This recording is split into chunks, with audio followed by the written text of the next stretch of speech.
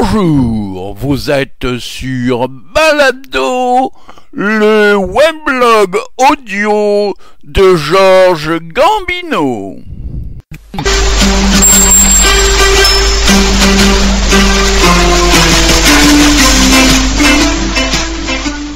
De tous les jolis dictons, proverbes ou adages, dont nos paysans de Provence passementent leurs discours, je n'en sais pas un de plus pittoresque ni plus singulier que celui-ci.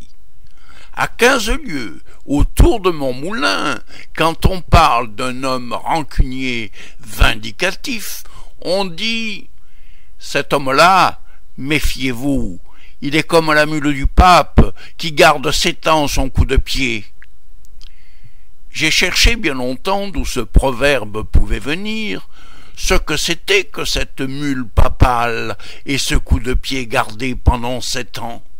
Personne ici n'a pu me renseigner à ce sujet, pas même Français Mamaille, mon joueur de fifre, qui connaît pourtant son légendaire provençal sur le bout du doigt. Français pense comme moi, qu'il y a là-dessous quelque ancienne chronique du pays d'Avignon, mais il n'en a jamais entendu parler autrement que par le proverbe. « Vous trouverez cela qu'à la bibliothèque des Cigales, m'a dit le vieux fifre en riant. » L'idée m'a paru bonne, et comme la bibliothèque des Cigales est à ma porte, j'y suis allé m'enfermer pendant 8 jours. C'est une bibliothèque merveilleuse, admirablement montée, ouverte aux poètes jour et nuit, et desservie par 2 petits bibliothécaires à cymbales qui vous font de la musique tout le temps. J'ai passé là quelques journées délicieuses, et après une semaine de recherche sur le dos, j'ai fini par découvrir ce que je voulais, c'est-à-dire l'histoire de ma mule, de ce fameux coup de pied gardé pendant 7 ans. Le conte en est joli, quoique un peu naïf, et je vais essayer de vous le dire, tel que je l'ai lu hier matin, dans un manuscrit couleur du temps, qui sentait bon la lavande sèche, et avait gardé de grands fils de la Vierge pour signer.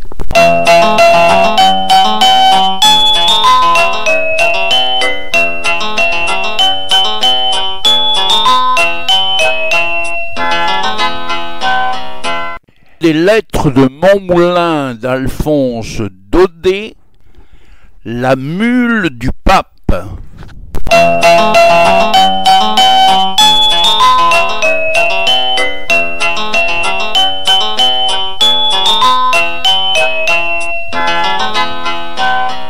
Qui n'a pas vu Avignon du temps des papes n'a rien vu. Pour la gaieté, la vie, l'animation, le train des fêtes, jamais une ville pareille. C'était du matin au soir, des processions, des pèlerinages, les rues jonchées de fleurs, tapissées de hautes lys, des arrivages de cardinaux par le Rhône, bannières au vent, galères pavoisées, les soldats du pape qui chantaient du latin sur les places, les crécelles des frères quêteurs, puis du haut en bas des maisons qui se pressaient en bourdonnant autour du grand palais papal comme des abeilles autour de leur ruche. C'est encore le tic-tac des métiers à dentelle, le va-et-vient des navettes tissant l'or des chasubles, les petits marteaux des ciseleurs de burettes, les tables d'harmonie qu'on ajustait chez les luthiers, les cantiques des ourdisseuses. Par là-dessus, le bruit des cloches, et toujours quelques tambourins qu'on entendait ronfler, là-bas, du côté du pont. Car chez nous, quand le peuple est content, il faut qu'il danse, il faut qu'il danse. Et comme en ce temps-là, les rues de la ville étaient trop étroites pour la farandole, fifres et tambourins se postaient sur le pont d'Avignon, au frais du Rhône, et jour et nuit, l'on y dansait, l'on y dansait.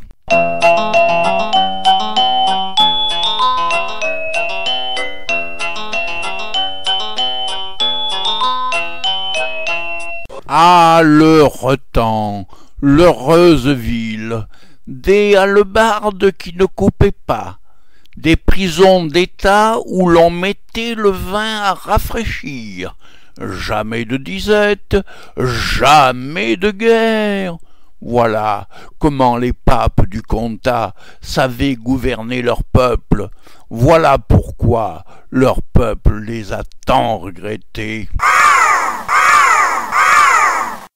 Il y en a un surtout, un bon vieux qu'on appelait Boniface. Oh, celui-là, que de larmes on a versé en Avignon quand il est mort. C'était un prince si aimable, si avenant.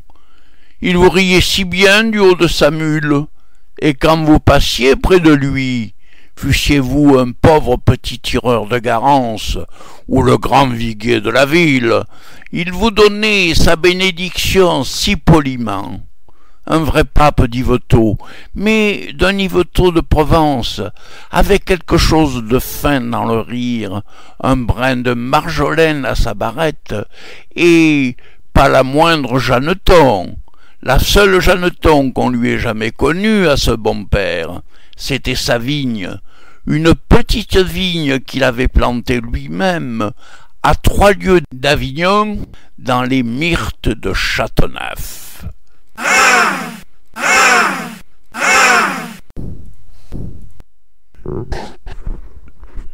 Tous les dimanches, en sortant de Vêpres, le digne homme allait lui faire sa cour, et quand il était là-haut, assis au bon soleil, sa mule près de lui, ses cardinaux tout autour étendus au pied des souches, alors il faisait déboucher un flacon de vin du cru, ce bon vin, ce beau vin couleur de rubis qui s'est appelé depuis le Châteauneuf du Pape, et il le dégustait par petits coups, en regardant sa vigne d'un air attendri.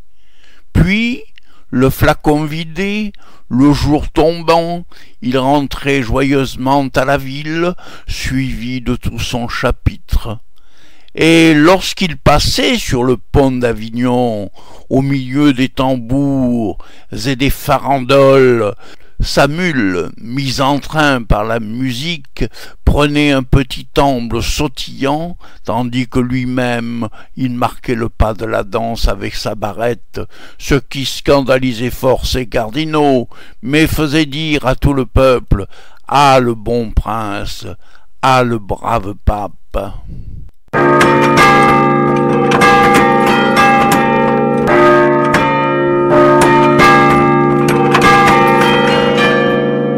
Après sa vigne de Châteauneuf, ce que le pape aimait le plus au monde, c'était sa mule. Le bonhomme en raffolait de cette bête-là. Tous les soirs, avant de se coucher, il allait voir si son écurie était bien fermée, si rien ne manquait dans sa mangeoire, et jamais il ne se serait levé de table sans faire préparer sous ses yeux un grand bol de vin à la française, avec beaucoup de sucre et d'aromates, qu'il allait lui porter lui-même, malgré les observations de ses cardinaux. Il faut dire aussi que la bête en valait la peine. C'était une belle mule noire, mouchetée de rouge, le pied sûr, le poil luisant, la croupe large et pleine, portant fièrement sa petite tête sèche tout harnachée de pompons, de nœuds, de grelots, d'argent, de bouffettes, avec cela douce comme un ange, l'œil naïf, et 2 longues oreilles toujours en branle qui lui donnaient l'air bon enfant. Tout Avignon la respectait.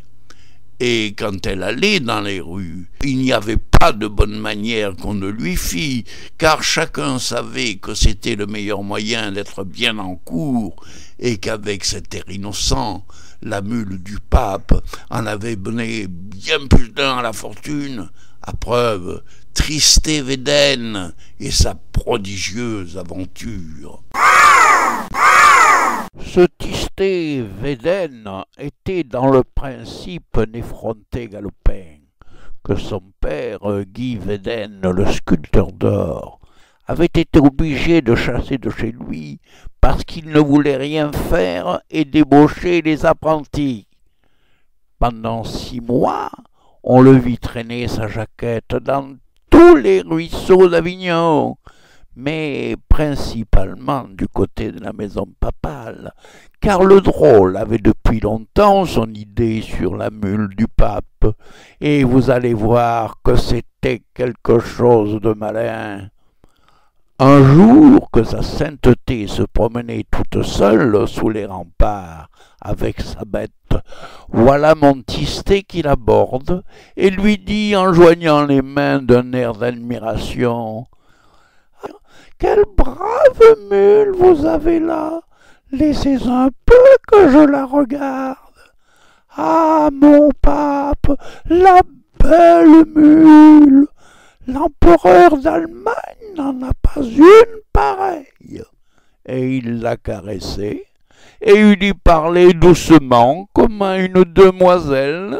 « Venez ça, mon bijou, mon trésor, ma perle fine. » Et le bon pape, tout ému, se disait dans lui-même: « Quel bon petit garçonnet, comme il est gentil avec ma mule. » Et puis, le lendemain, savez-vous ce qui arriva? Tistet Védène troqua sa vieille jaquette jaune contre la belle aune en dentelle, un camail de soie violette, des souliers à boucles. Il entra dans la maîtrise du pape, où jamais avant lui on n'avait reçu que des fils de nobles et des fils de cardinaux. Voilà ce que c'est que l'intrigue. Mais Tistet ne s'en tint pas là. Service du pape. Le drôle continua le jeu qui lui avait si bien réussi. Insolent avec tout le monde, il n'avait d'attention ni de prévenance que pour la mule, et toujours on le rencontrait par les cours du palais avec une poignée d'avoine ou une bottelée de sainfoin, dont il secouait gentiment les grappes roses en regardant le balcon du Saint-Père, d'un air de dire « Hein? Pour qui ça ?» Tant et tant qu'à la fin le bon pape, qui se sentait devenir vieux, en arriva à lui laisser le soin de veiller sur l'écurie et de porter à la mule son bol de vin à la française, ce qui ne faisait pas rire les cardinaux. Ni la mule non plus.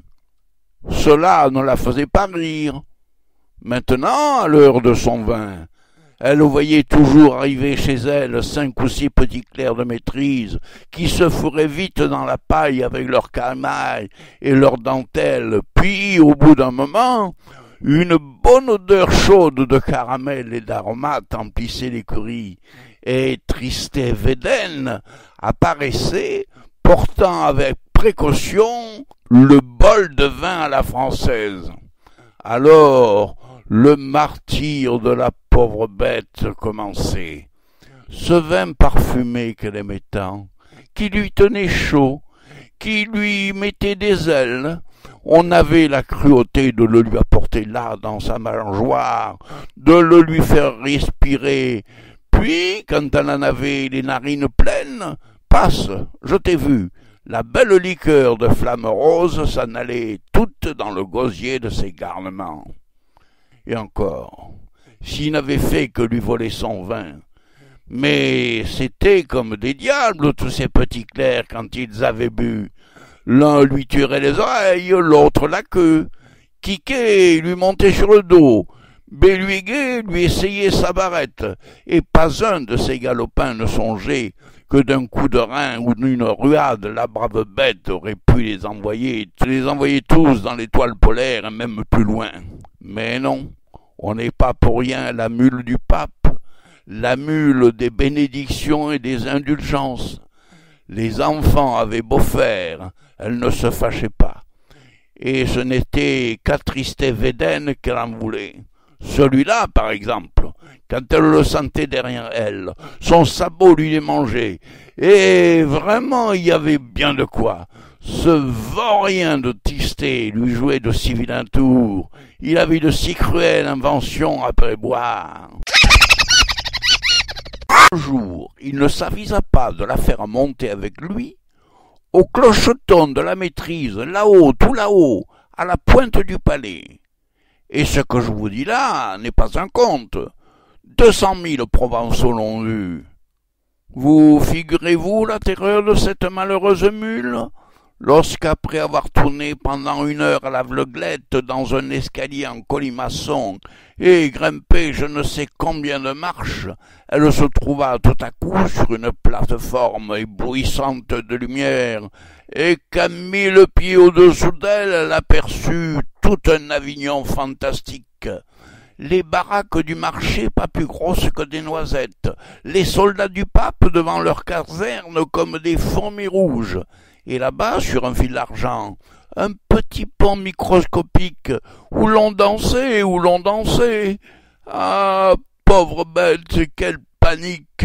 Du cri qu'elle en poussa, toutes les vitres du palais tremblèrent.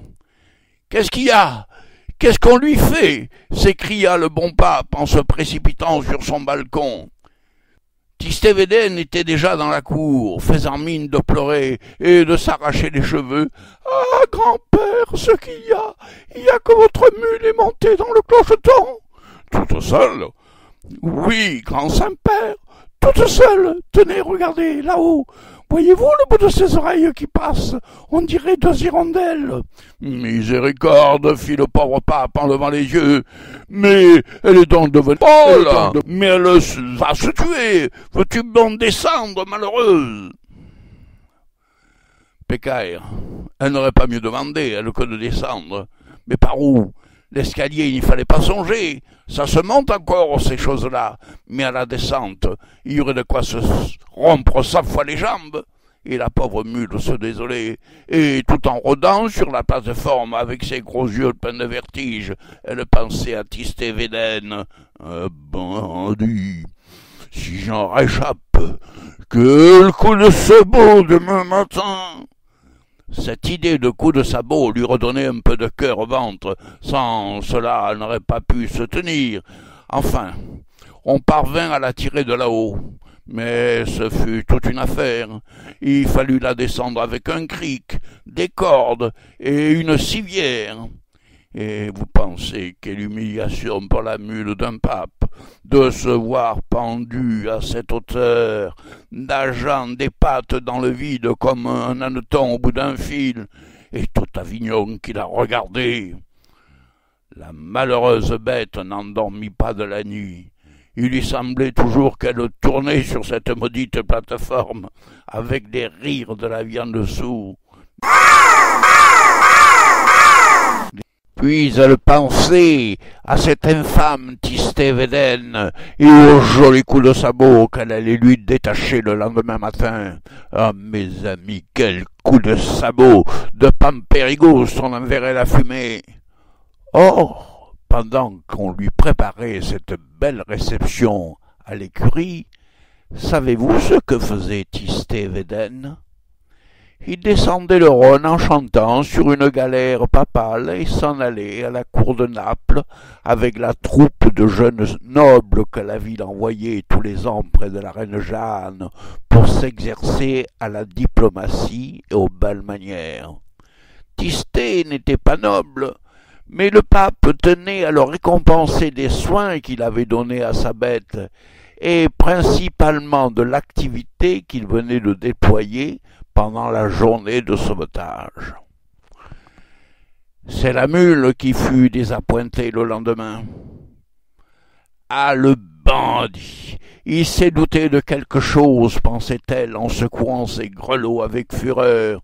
Mais c'est égal, va, mauvais, tu le retrouveras au retour, ton coup de sabot, je te le garde. Et elle lui garda. Après le départ de Tistet, la mule du pape retrouva son train de vie tranquille et ses allures d'autrefois. Plus de quinquets, plus de béluguets à l'écurie. Les beaux jours du vin à la française étaient revenus, et avec eux la bonne humeur, les longues siestes et le petit pas de gavotte quand elle passait sur le pont d'Avignon. Pourtant, depuis son aventure, on lui marquait toujours un peu de froideur dans la ville. Il y avait des chuchotements sur sa route. Les vieilles gens hochaient la tête, les enfants riaient en se montrant le clocheton. Le bon pape lui-même n'avait plus autant de confiance en son ami, et lorsqu'il se laissait aller à faire un petit somme sur son dos le dimanche, en revenant de la vigne, il gardait toujours cette arrière-pensée « Si j'allais me réveiller là-haut, sur la plate-forme !» La mune voyait cela et elle en souffrait, sans rien dire.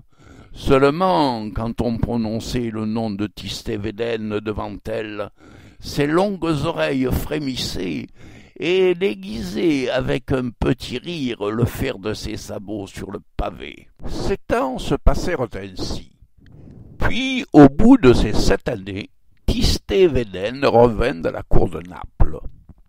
Son temps n'était pas encore fini là-bas, mais il avait appris que le premier moutardier du pape venait de mourir subitement en Avignon, et comme la place lui semblait bonne, il était arrivé en grande hâte pour se mettre sur les rangs. Quand cet intrigant de Védène entra dans la salle du palais, le Saint-Père eut peine à le reconnaître, tant il avait grandi et pris du corps. Il faut dire aussi que le bon pape s'était fait vieux de son côté, et qu'il n'y voyait pas bien sans ses bicycles.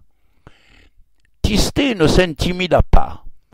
« Comment, grand Saint-Père, vous ne me reconnaissez plus? C'est moi, Tistet Védène. » Védène? Mais oui, vous savez bien, celui qui portait le vin français à votre mule. Ah, oui, oui, je me rappelle. Un bon petit garçonnet, ce Tistet Védène. Et maintenant, qu'est-ce qu'il veut de nous? Oh, peu de choses, grand Saint-Père. Je venais vous demander. À propos, est-ce que vous l'avez toujours, votre mule? Et elle va bien?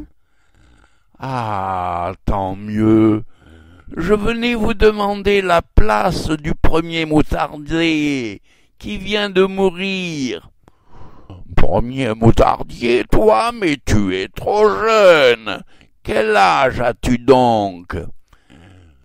20 ans de mois, illustre pontife, juste 5 ans de plus que votre mule. Ah, palme de Dieu, la brave bête!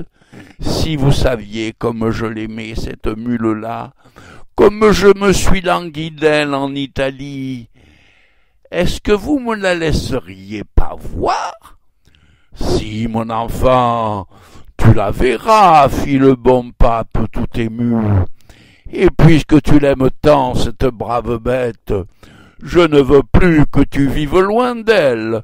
Dès ce jour, je t'attache à ma personne en qualité de moutardier. Mes cardinaux crieront, mais tant pis, j'y suis habitué. Viens nous trouver demain, à la sortie des vêpres. Nous te remettrons les insignes de ton grade en présence de notre chapitre. Et puis, je te mènerai voir la mule, et tu viendras à la vigne avec nous deux. Allons va. Si Tistet Védène était content en sortant de la grande salle, avec impatience il attendit la cérémonie du lendemain, je n'ai pas besoin de vous le dire. Pourtant, il y avait dans le palais quelqu'un de plus heureux encore, et de plus impatient que lui. C'était la mule. Depuis le retour de Védène jusqu'aux vêpres du jour suivant, la terrible bête ne cessa de se bourrer d'avane et de tirer au mur avec ses sabots de derrière. elle aussi, se préparer à la cérémonie. Et donc, le lendemain, lorsque vêpres furent dites, Tistet-Védène fit son entrée dans la cour du palais papal. Tout le haut clergé était là, les cardinaux en robe rouge, l'avocat du diable en velours noir, les abbés du couvent avec leurs petites mitres, les marguilliers de Saint-Agricot, les camails violets de la maîtrise, le bas clergé aussi, les soldats du pape en grand uniforme, les 3 confréries de pénitents, les ermites du Mont Ventoux avec leurs mines farouches, et le petit clerc qui va derrière en portant la clochette. Les frères flageolants nus jusqu'à la ceinture, les sacristains fleuris en robe de juge, tous, jusqu'au donneur d'eau bénite, et celui qui allume, celui qui éteint, il n'y en avait pas un qui manqua. Ah, c'était une belle ordination.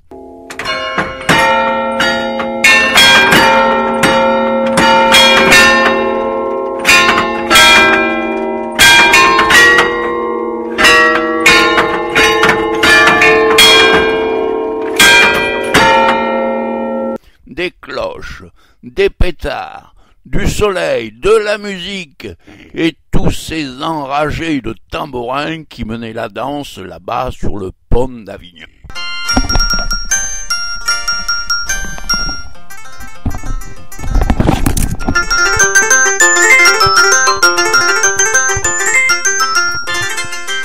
Quand Védène parut au milieu de l'assemblée, sa belle prestance et sa belle mine y firent courir un murmure d'admiration.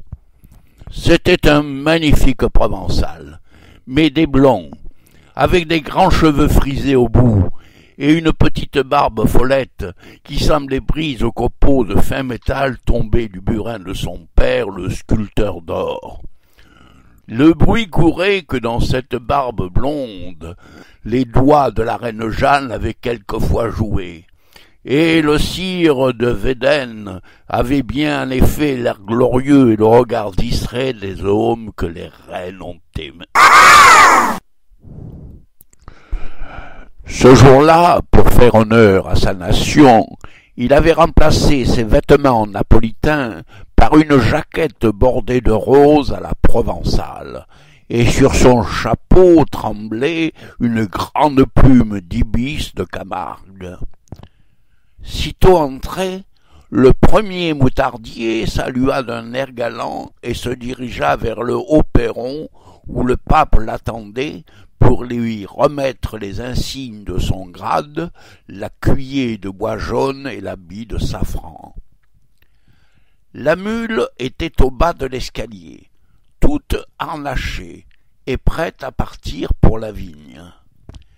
Quand il passa près d'elle, Tistet-Védène eut un bon sourire et s'arrêta pour lui donner 2 ou 3 petites tapes amicales sur le dos, en regardant du coin de l'œil si le pape le voyait. La position était bonne. La mule prit son élan. « Tiens, attrape, bandit, voilà 7 ans que je te le garde. » Et elle voulut détacher un coup de sabot si terrible, que de Pampérigouste même on en vit la fumée. Un tourbillon de fumée blonde, où voltigeait une plume d'ibis. Tout ce qui restait de l'infortuné Tistet-Védène. Les coups de pied de mule ne sont pas aussi foudroyants d'ordinaire, mais celle-ci était une mule papale. Et puis, pensez donc, elle lui gardait depuis 7 ans. Il n'y a pas de plus bel exemple de rancune ecclésiastique.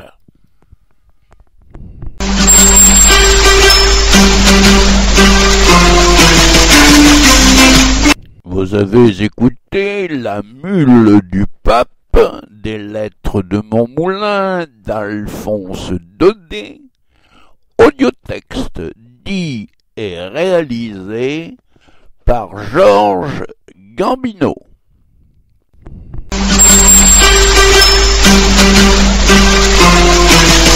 Balado, le webblog audio. À la prochaine fois.